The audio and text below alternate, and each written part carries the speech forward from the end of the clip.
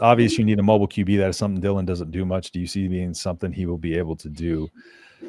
I don't necessarily think you need a mobile QB, but it adds a whole different element to your offense that makes it much harder to stop. You need a quarterback that can be situationally athletic, I guess. Yeah, we're not going to see design runs for Dylan, but I do think he can move. I think the thing with him is he's so pocket oriented that he rarely takes that option. Yeah. And so I'd like to see him work on like escaping that pocket and then rolling out and then just taking off. Like if you can get three, get three. Don't sit there and try and you'll see him sometimes he'll kind of like horizontally across the field looking for a guy when he could just bolt north and south and get 3 or 4 yards. Yeah, by that time the grass in front of you is closed. But yeah, it's just kind of like we talked about with how Satterfield's offense works in terms of like, again, just trying to really target that underneath to see 2-3 yards, doesn't matter. Get those throws going and seeing them go into their hands. Well, 2-3 yards on those, get 2-3 yards on a little scramble, get out of bounds, just like he did against Boston College, go make those plays, get those moments and act like Patrick Mahomes and you'll get calls. Like if he's going to be like Patrick Mahomes, then, just flop around out there and slide late. And hey, that's what he did in the bowl game. He slid late. Yeah, but I'm talking late, like Mahomes did, and let the two defenders hit each other and get a penalty somehow. No, I'm just playing. I'm just giving you a hard time. But I'm not playing at the same time. I'm pissed. I can be unbiased and say, yes, those were not penalties. No, I appreciate that because I don't mind if people say, well, we won the game, like all that. Like, yeah, okay, cool. But at least admit that, because the ones that try to argue that, oh, Chiefs get called for more penalties than everybody. I'm like, it's the situations in which those penalties get called sometimes that are egregious. So yeah, I do think that's something he'll be able to add to his game, but he's never going to be like, a mobile quarterback. Maybe more like a Ben Roethlisberger level. Well, no, Ben Roethlisberger can move. I think he'd be a Ben Roethlisberger in terms of like maybe, escaping the pocket, creating back there. But yeah, he's doesn't have that speed to him. That's for sure. He needs a lot of green. That's what and he needs to take it and he needs to get out of bounds. He can't be taking those hits either. I know he's a big body guy, but we need him. He's too valuable. And those hits will wear you down. Reject that premise, Mike. Focus on O-line and ER will have more time to not be mobile. Yeah, and that's the thing. He's just so used to being a mobile quarterback. It's hard to then tell him to go run. Then while he's also, dealing with the offensive line we had and thinking about like all these deep routes he's got, like it was just a lot of thinking last year. And I think that's why those windows to run closed quicker because, by the time he's thinking, he's always a half beat late. And I just think when Satterfield was the OC, there was a lot of thinking because it was too complex. The execution was bad. The rhythm would be off. The timing's off. You got deep routes 20 yards down the field. You're not looking to run those instances.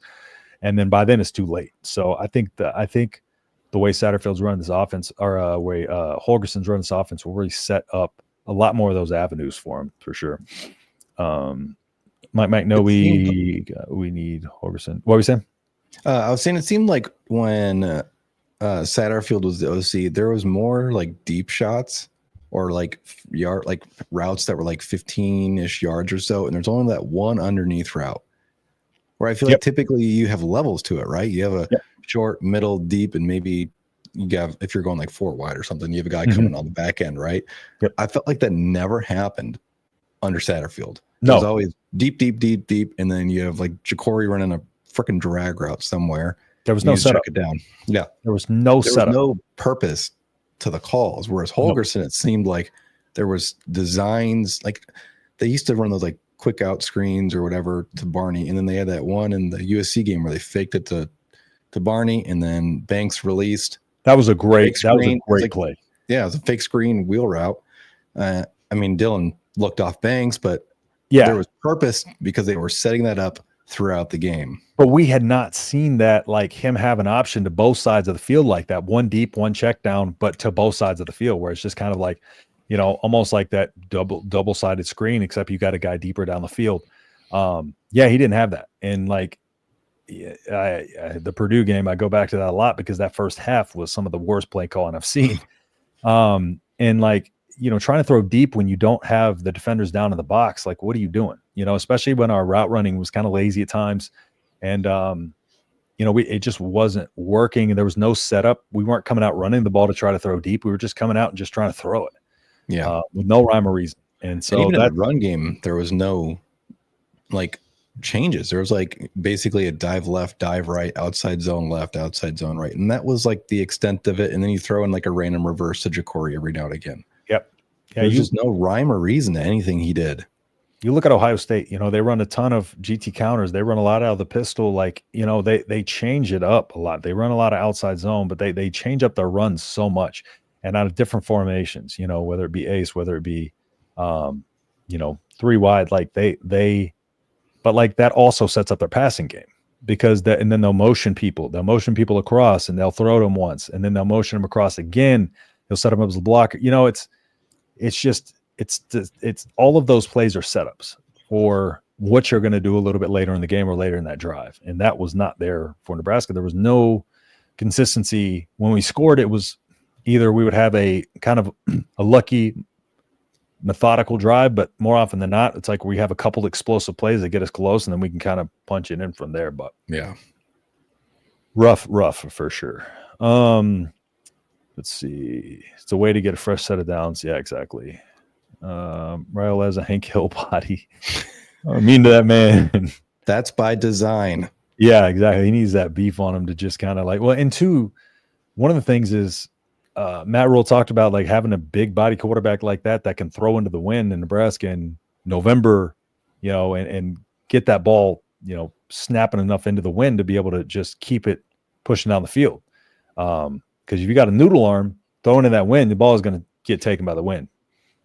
And just remember Luke McCaffrey throwing the ball. That's why you want Dylan Raiola, a big guy. Luke McCaffrey, him throwing the ball, that was tragic. That was tragic. Oh my gosh. He's with Matt Saracen out there from Friday Night Lights. He was built for that 10 to 15 yard throw. That was about the deepest he could go comfortably. And then we had old Taylor Martinez with the shot put. Oh gosh. Off all shoulder. No lower body in that throw. It was all shoulder. This next season, at final of the year, we get a 1,000-yard rusher receiver. I think we'll definitely get a 1,000-yard rusher. I think we're going to spread the ball out a lot in terms of passing, but dang key. I think Emmett's going to get a ton of touches. Like, yeah, he could be a guy that gets like maybe 600 or 700 yards rushing, but he could be a guy that also gets you 300 or 400 yards receiving too. Yeah, he could be 1,500, 2,000 all-purpose yards. Yeah, I wouldn't really get too focused on rushing yards from a running back. Not at least not with Holgorsen as OC. I just look at your running back and say, how many all-purpose yards does that dude have at the end of the year? Because that's going to be Emmett's game. Is going to be out of the backfield and running the ball. Mm-hmm. Yeah, but I do realistically see a scenario where he goes over 1,000 yards rushing for sure. And we do have the receivers to. As long like just really matters how consistent the offense is. That's the key. If you can get some leads, start putting Emmett out there and wearing the clock down, that'll get him there. Yeah. It all comes down to that offensive line at the end of the day. If you don't have the blocking, you don't have the protection, you're not going to get either. Negative. Nope. Not unless you have Trey Palmer running a 4.240 streaking down the field. Yeah, that's what helped out Casey Thompson a lot. People understand how much like him just having Trey Palmer down the field in 2 seconds really helped Casey look a lot better. Because he had, Trey had over 1,000 yards and Casey Thompson had like 2,300 passing yards on the season. So, guess that's the difference between a freshman and experienced QB decision to extend the drive. Yeah, 100%. And he'll get those when it's less thinking, it's just more reacting. Then, that is one thing you see from Mahomes. Like he makes quick decisions and he knows kind of when to pull it and run. And he does that. He makes that decision quick. It's sometimes it's 1-2 reads. Let's get out of here. I'm calling it Key will get 1,000 yards. I think he's got a good shot at it. I think he's got a really good shot at it. I do love one. It's going to be him. Yeah, 100%. I do love Dylan, though. I'm just a hateful little prick. It's okay. Been there. We've all been there.